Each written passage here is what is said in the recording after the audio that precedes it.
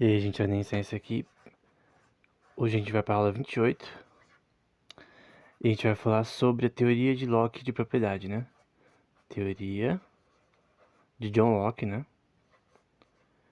Que é uma das mais, assim, relevantes, assim, historicamente, de propriedade. Um ponto é que você não precisa de Locke para derivar a mesma teoria sozinho, tá?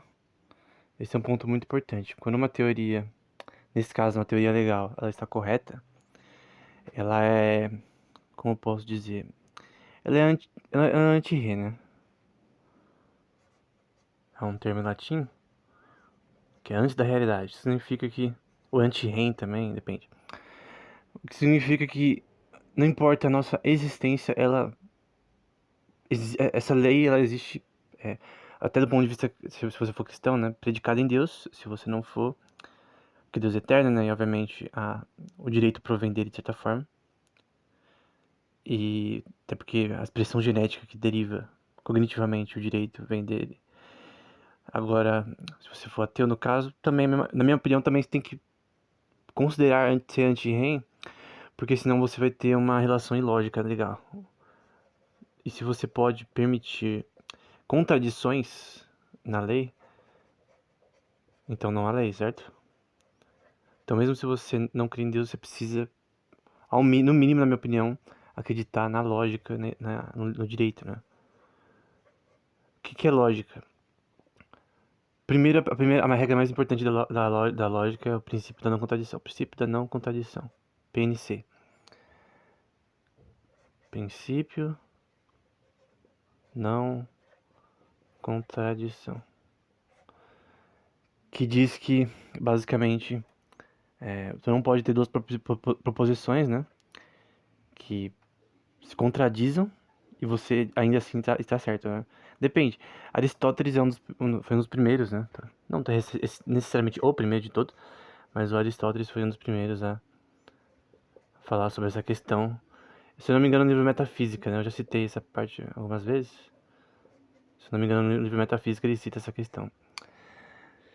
Então, um grande ponto é que a teoria de Locke, ela tem uma relação de lógica também. Da lógica por trás de como as pessoas, ao longo da história, formaram propriedade. O que é propriedade, né? Normalmente a gente primeiro fala sobre terra, né? Então, uma porção de terra. Primeira coisa. E o que significa isso? Quando a gente olha, por exemplo, para o mundo atual, a gente vê os países já tudo bonitinho, as demarcações e tal, mas nem sempre foi assim. Na época do crescente fértil, por exemplo, crescente fértil, ali perto do Golfo Persa, né? Então, perto do Golfo Persa, onde tem muito petróleo por sinal, você tem alguns rios ali, como o Tigre, Níger e Eufrates, que fizeram ali o berço da civilização. E, basicamente, você tem os primeiros reinos, né, como Ur, por exemplo, como Babel, os Sumérios como um todo, né, ali naquela região, algumas cidades iniciais, Akkad também, ali no crescente fértil, né. Então você tinha já um desenvolvimento de agricultura, não é um período ali paleolítico, mas sim neolítico, né, nesse estágio, né. Você já tem transações, já tem uma língua suméria feita em tábuas de argila para questões legais, né? Questões judiciais e questões de ensino também, né? Se você for ver na história da arqueologia sobre tábuas com conteúdo de escrita na Suméria, né? Então, o grande ponto é que o primeiro ponto da propriedade é terra. Só que pensa, como que começou? Tu tem, por exemplo, vamos supor, com alguns grupos familiares, vamos supor que inicialmente nós temos uns 10 grupos familiares, 10 grupos, esses grupos vão tendo filhos, aí vamos supor que foi para 30, 40, 100 grupos familiares, de cada um 5 pessoas em média, 200, enfim, e eventualmente eles vão ocupando uma terra. Agora a gente pensa, de quem é a terra? é deles coletivamente, socialmente, ou é individual para cada um dentro da sua propriedade. Então aí o Locke ele coloca a relação de terra e trabalho. O que significa trabalho? Significa não necessariamente salário, né? Mas significa alguém que dentro de uma terra que não estava habitada no momento, e obviamente não tem nada construído ali, na terra de ninguém. É o que a gente chama de também de Hobbesian Jungle. Esse é um termo muito importante. O que é uma Hobbesian Jungle? Uma selva de hobbes. É basicamente uma terra de ninguém. Então, no estado da natureza. Então não tem sociedades formadas ainda. Eventualmente você vai ter estados sendo formados e tal, com uma quantidade de grupos familiares suficiente. Aí alguém vai querer um líder, que as pessoas gostam de ter um líder, etc. E o grande ponto é essa relação entre terra e trabalho. Só que tem uma questão, né? Locke, ele vai dizer na sua teoria de propriedade duas relações que normalmente passam batido normalmente para as pessoas, né? Primeiro, a gente tem o primeiro tratado do governo, recomendo que você leia. Primeiro tratado. Esse tratado fala sobre reis, sobre monarquia, vou colocar aqui. Ele tenta demonstrar que a monarquia, ela não é, até do ponto de vista cristão, válida. Então ele critica, não é válida, a monarquia. Se a gente fala do ponto de vista teológico bíblico, em 1 Samuel, por exemplo, a gente vai ver que Deus nunca quis um monarca em Israel. Por quê? Nunca passou pela sua mente isso, do ponto de vista do que era melhor para Israel. Então, até quando as pessoas pedem um rei para Samuel, Deus fala para Samuel, ó, eles estão me rejeitando aí, não é você. Estão me rejeitando, porque antes era uma, era um governo de juízes, né, em Israel, né? Não era exatamente uma monarquia, eram governantes que eram eleitos por Deus para governar Israel. Ele poderia levantar outro, por exemplo, naquela época. Porém, eles queriam um monarca. Todas as nações ao redor tinham uma certa monarquia, né? Alguns tinham dinastias também, como os egípcios e os chineses, né? A dinastia Xia, Shang, Zhou, Qin, etc. Porém, é a mesma coisa no fim, né? Você tem uma relação hereditária. Do ponto de vista lógico, a relação hereditária ela é ineficiente, porque o próximo monarca pode ser sempre um imbecil. E isso que a gente vê, por exemplo, do ponto de vista histórico em Israel, no livro de Primeira e Segunda Reis. Porque basicamente você conta nos dedos os bons reis em Israel e Judá, né? Que separa os reinos na época. Em norte e sul, depois da queda de Roboão. Então, Primeira e Segunda Reis, você tem uma explicação. Cara, Primeira e Segunda Reis, principalmente do ponto de vista legal, do ponto de vista de teoria, de governo, demonstra o ponto que Locke quer fazer no primeiro tratado. Que monarquia nunca funciona, cara. Tipo, tu tem bom reis. Por exemplo, Josias começou a governar com 8 anos porque tinha um tutor. O Josias é tipo um Dom Pedro da vida. Aqui no Brasil, né? Bom rei. Asa, entre outros, mas a maioria foram péssimos, né? Péssimos, péssimos, péssimos. Horríveis. Do ponto de vista teológico e do ponto de vista do que eles fizeram, do ponto de vista como a própria Acabe, né? Do ponto de vista de governo mesmo, né? Como eles faziam as coisas, né? Oprimindo o povo como o próprio Acabe. Roubando a casa lá do maluco lá que tinha casa perto do palácio lá. Então, esse é o primeiro tratado. O primeiro tratado talvez pra maioria das pessoas seja chato, né? Mas ele faz um bom ponto, porque naquela época, tanto na história da humanidade, cara, monarquias e dinastias, elas eram validadas, entre aspas, através de mentiras, né? Que tipo de mentiras? Mitologias, né? Então, o próprio imperador romano, ele tinha uma relação mitológica, né? Escrevi errado aqui. Hoje a gente fala mitológica, né? Mas eles acreditavam de verdade. Então, na verdade, na época era teológica. Porque, por exemplo, tinha uma religião em Roma. E era Cícero, por exemplo, fanboy da religião romana. Ele acreditava naquilo de verdade. Então, pra ele não era uma mitologia. Era uma realidade, né? Romero também. Por mais que Sócrates falaria que Romero meio que. Na República, né? Que Romero meio que inventou grande parte do que ele falava. Tipo, o próprio Sócrates era meio cético, né? Da mitologia grega. Mas eles acreditavam, né? O povo acreditava, no geral. Então, isso validava, entre aspas, monarquias e dinastias em todas as nações na história. Não a maioria. A grande maioria era assim que era validada o reinado, né? A continuação do reinado. Então, o primeiro monarca talvez não. O primeiro monarca normalmente, se você vê, por exemplo, o Yu na China, se ele existiu mesmo, né? A gente não sabe. Ou o próprio Ragnar,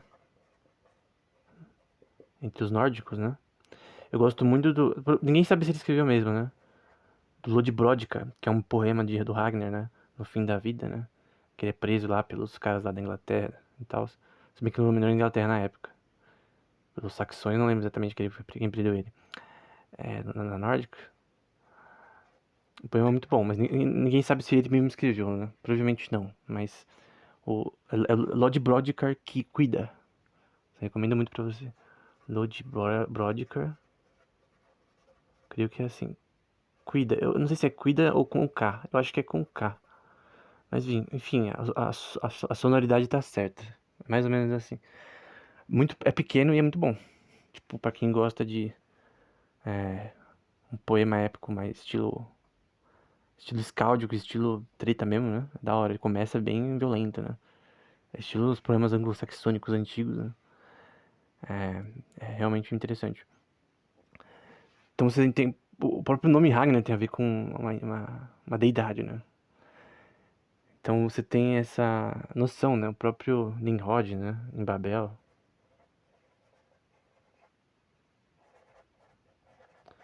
Aquela noção de que teve um primeiro cara aqui, ele foi o cara que unificou todo mundo.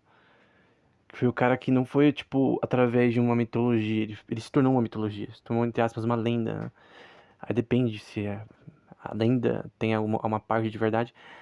Pode ser que sim. Normalmente, mitos, eles têm uma noção de uma inspiração, né? Que pode ser ou não. Por exemplo, o mito de Rei Arthur, por exemplo. Ele pode talvez ter uma inspiração numa pessoa que existiu, mas é difícil saber se realmente existiu, mas às vezes pode ser uma historinha.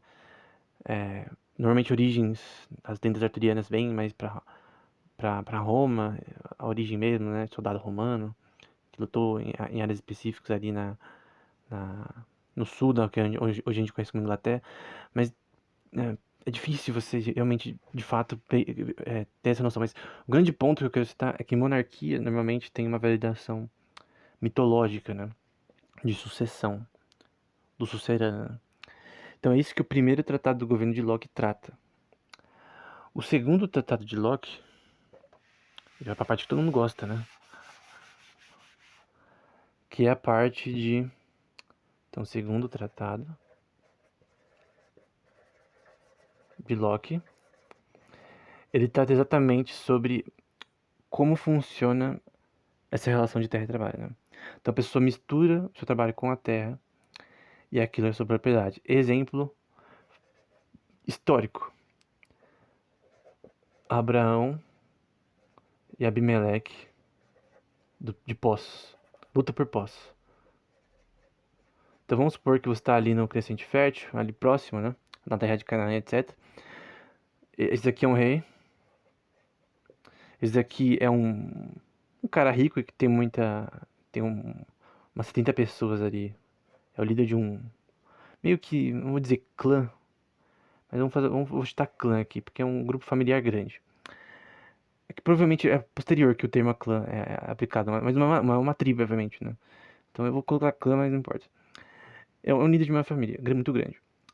Tem servos e tal. Cultiva terra, enfim, um cara rico. Ele Ele cava um poço. Então ele criou um poço, né? Porque aqui é um poço.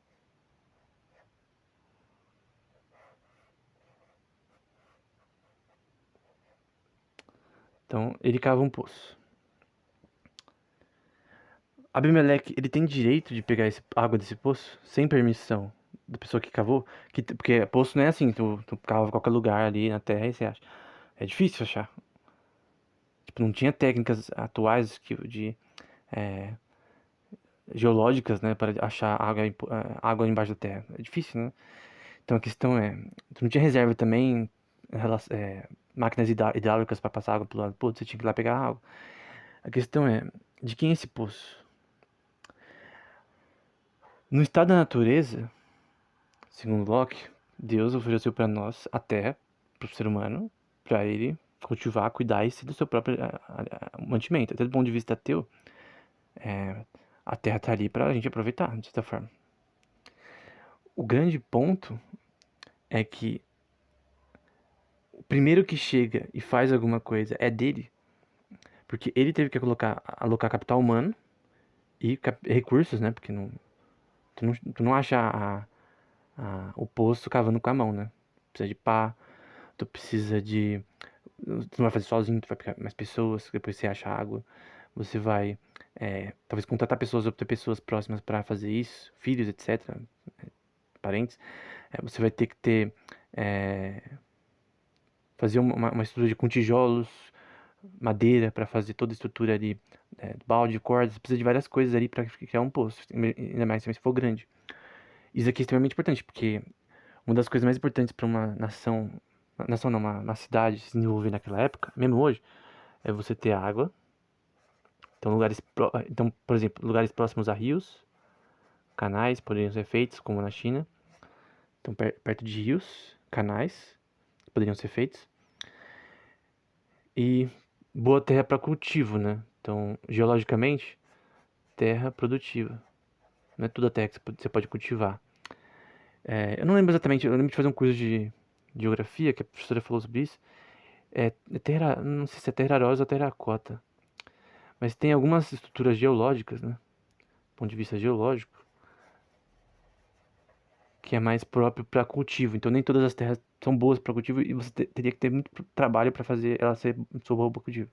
Então você precisa de água, terra boa para produção, do ponto de vista geológico, e depois você tem que trabalhar nela para arar ela bonitinho, pegar um boi para fazer uma trilha para conseguir. Aí você tem que ter ferramentas, né, para arar a terra de forma mais rápida, né? E você precisa também de água e terra, na verdade, produtiva. E também um bioma que tenha diversos tipos de animais ao redor para caça, né? E para também herding, né? Que é basicamente você ter um pastoreio, né? Ter vários tipos de gado, né? Pecuária, né? Para você realizar suas sua produção, né? Pecuária também. Não sei como é herd em português, mas herding é cuidar também de gado. Não sei como é em português, mas é um termo muito importante. Então você precisa de água, terra produtiva e um bom bioma que permita aí uma, uma ecologia que permite você ter produções maiores sem a tecnologia atual. Então, isso aqui eram bens depreciáveis, né? Então, de repente uma terra talvez não se torne mais produtiva eventualmente, você pode ir outra terra mais produtiva, aí vai ter lutas, disputas por essas terras. Só que o grande ponto é que o primeiro que cria o poço é dele. E não pode haver controle de outrem sobre esse poço, mesmo após a criação de um estado. Se um estado se forma ao redor do poço, a pessoa que fez o poço, na sua propriedade, o poço é dessa pessoa. As pessoas são livres para comprar o poço, para alugar o poço, para pagar para tirar a água do poço, para ter acesso ao poço. Mas o poço é da pessoa que fez, a primeira pessoa que fez. Vamos supor que a pessoa ela veio a deixar, morrer, né? Então aí no caso, passa para os filhos. Eventualmente vamos supor que ninguém fica que tem posse do poço. Aí outra questão, né? Aí a gente tem que ver uma nova pessoa talvez vai tomar posse do poço, alguém que tenha possa talvez até melhorar o poço, investir para ficar, até cavar poços ao redor melhor, enfim, mas o grande ponto é que a noção de propriedade privada é aquele que primeiro trabalha na terra e que usa os recursos da natureza para criar alguma coisa dele. E assim uma casa também. Se alguém cria uma casa, ela só pode ser tirada dele pela força. Aí tu pode questionar se é justo alguém tirar a casa de outrem pela força, né? Então, é justo alguém tirar a casa de alguém e o pouso pela força? A questão aí você vai ter uma treta, né? Se as forças de Abraão foram maiores do que de Abimeleque, é melhor eles fazerem as pazes. Como aconteceu. Com Isaac também aconteceu a mesma coisa. Teve crise com Abimeleque também sobre poço. Só que Isaac falou, ó, esse poço aqui foi meu pai que fez. Porque ele eventualmente foi pro Egito, né? Mas mesmo ele indo pro Egito, quando ele voltou, ele falou, ó, esse poço aqui, meu pai que cavou. Não tem direito sobre esse poço. Mas como assim? Propriedade hereditária? Claro, cara. Tu tem as propriedades. Tu vai passar pra quem? Pro fantasma, cara? Tu vai passar pros seus filhos. Então, quando Abraão fez isso, quando Abraão morreu, na verdade, isso passou pra Isaac, né? E depois pra Jacó. Embora Jacó depois foi pro Egito. Quando ele foi pro Egito aí, ficou pra quem quisesse. Porque ele foi embora, deixou pra lá, então... Essa questão de, por exemplo, quanto tempo alguém fora vai ser dele ainda? Então vamos supor que o cara sai da casa dele e fica lá 100 anos em outro lugar. A família dele ainda é dele? Da família? Depende, né? Nesse estádio da natureza, depende. Se alguém destruir a casa e fazer outra coisa no lugar, né? Depende. Aí é uma outra questão. Mas o grande ponto é que essa noção de propriedade privada, ela sempre existiu. Se tem um número de pessoas suficiente, ela já existe, né? Essa noção de, pô, é, tipo, no momento que você tem que dividir o seu frango com outra pessoa, você vai falar, cara, esse negócio de coletivização, é uma relação social de propriedade, não funciona para as coisas mais simples, cara. Então, no momento que você tá comendo seu prato aqui pede metade, você vai falar, cara, como assim? Esse prato é meu, cara. Eu cultivei isso daqui, eu comprei a comida, você não vai poder pegar. A não ser que eu, de boa vontade dele, né? Então, o segundo tratado trata dessa questão, não nesse sentido usando Abraão e Abimeleque, tá? Eu tô usando um exemplo para ficar mais simples, mas essa questão do estado da natureza, como a propriedade se forma, a propriedade privada, né? Então, propriedade privada não é uma noção de opinião, né? Não é uma opinião que alguém criou eventualmente, não é uma opinião social, é uma relação, na minha opinião, que ela é anti-REM, como eu citei anteriormente. Deixa eu trocar minha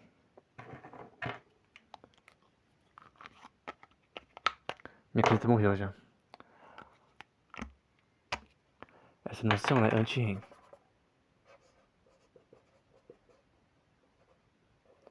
Ou seja, ela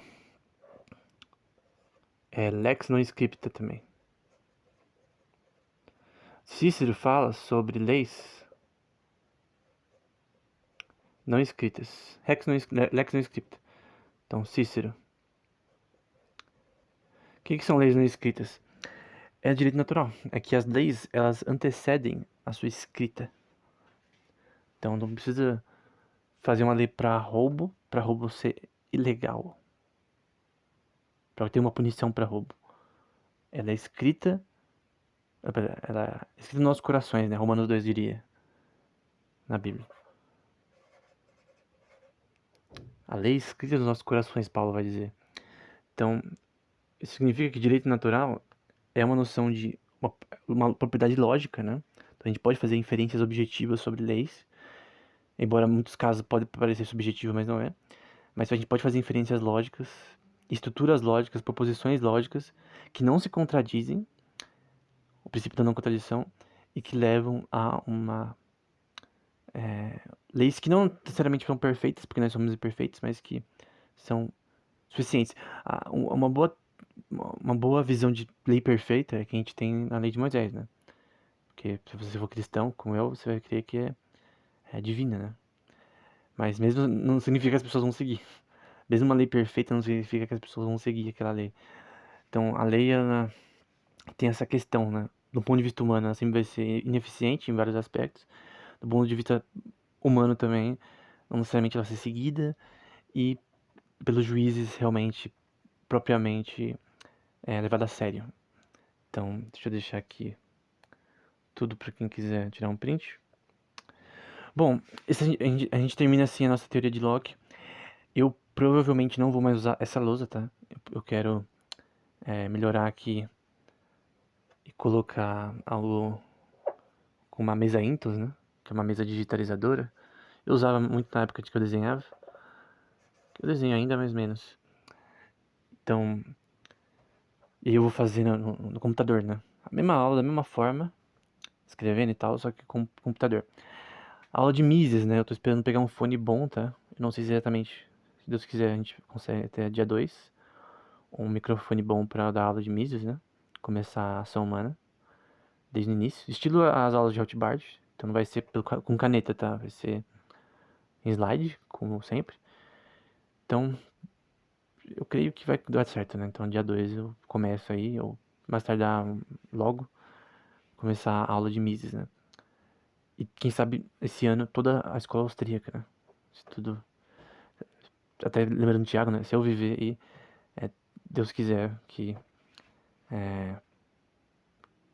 nesse ano a gente fala sobre toda a escola austríaca. Provavelmente primeiro Schumpeter, tá? Que eu tô lendo alguns livros do Schumpeter. E eu vou provavelmente falar sobre ele depois do Mises. Então é isso.